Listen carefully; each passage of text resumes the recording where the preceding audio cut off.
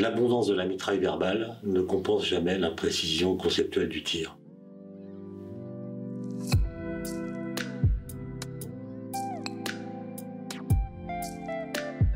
C'est un livre que j'ai pas écrit seul, que j'ai écrit avec la collaboration de linguistes. Il s'intitule 150 drôles d'expressions pour amener sa science. Il s'agit de comprendre l'origine d'expressions qui sont dans la langue courante, qui viennent de la science, parfois qui changent de sens. Les expressions peuvent avoir une double vie. J'ai, à propos d'une cinquantaine de ces expressions, dit ce que la science en dit aujourd'hui, les linguistes se chargeant de raconter l'histoire de ces expressions.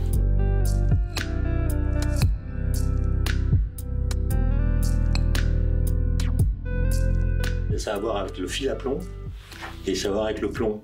C'est-à-dire que les horloges, il y a très longtemps, étaient réglées grâce à des poids qui étaient suspendus par des cordes, et c'est eux qui tenaient le tempo de l'horloge. Et d'ailleurs, une très belle photo de Robert Doisneau, prise dans une ferme, on voit une vieille pendule, mais les propriétaires de cette pendule, au lieu de mettre des plombs, ont mis des bouteilles de vin rouge. Et si ça avait été le cas de façon plus générale, on aurait dit ça dure des litrons.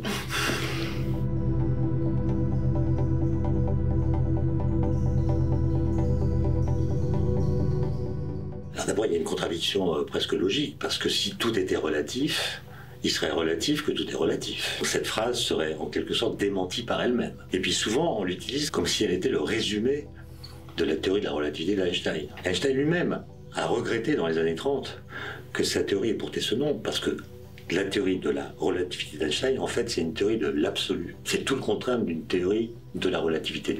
C'est-à-dire, c'est une théorie qui vous dit ce qui ne change pas quand vous changez de référentiel. Par exemple, la vitesse de la lumière ne change pas quand on change de référentiel. Elle est indépendante de la vitesse de la source qui émet cette lumière, elle est indépendante de la vitesse de l'observateur qui mesure cette vitesse. Et donc, elle est absolue. Le mot relativité, lui, il vient de Galilée, qui a été le premier à énoncer ce qu'on appelle le principe de relativité, qui dit, tout simplement, le mouvement est comme rien. Quand vous êtes en mouvement, tout se passe exactement comme si vous n'étiez pas en mouvement, à condition que votre mouvement soit rectiligne et uniforme, autrement dit que ce soit un mouvement galiléen. Les phrases peuvent s'enquister dans la langue, emporter avec elles une certaine signification qui finit par contredire la science qui les a rendues possibles ou qui les a formulées pour la première fois.